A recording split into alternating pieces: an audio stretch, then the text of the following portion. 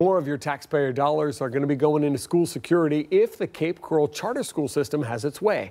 After the Parkland shooting, the city asked the police department to do an assessment of what the city's 4 charter schools would need to be safer. 4 in your corner's Michael Cadigan live outside one of the charter schools, Oasis High School, to show you what police came up with and how much it's going to cost you. Michael? So Patrick, $1 million, that's how much the charter school authority is investing. Now part of that money, they're going to have a school resource officer at Oasis Charter School and all the other charter schools in Cape Coral. Earlier today, I got a chance to speak with police about what they recommended. You're also going to hear from a grandparent on what she thinks about the new plan.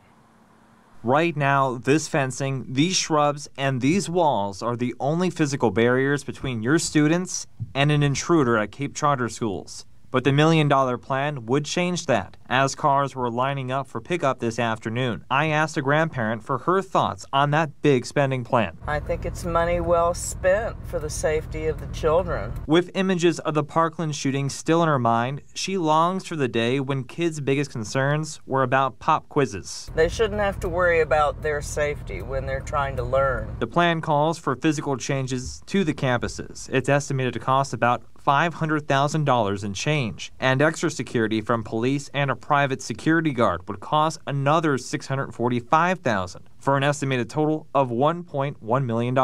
What we really want is for the parents who are bringing their kids to those schools to feel safe. Cape Police will back up these warning signs with something even bigger as new school resource officers are added. Visible billboard that is parked right in front of the school that says there is a police officer here and they're here to protect the kids that are at the school, I think is probably the biggest message that we can send. They also plan more barriers like additional fencing. It's going to go a long way to preventing incursions onto campus by people who aren't supposed to be there. I think the sooner the better, so it's one less things for kids to worry about when they're here to learn and not worry about their safety. Now you might be wondering why shrubs and a few bushes might be a big deal for school security. So outside, they're going to plant thorny bushes and as an extra layer of protection. Now I'm going to swing around this side of the bush to kind of show you why this kind of bush inside school grounds wouldn't be a good idea, because it actually would give an intruder the chance to hide and then ambush teachers and students while they're not suspecting it.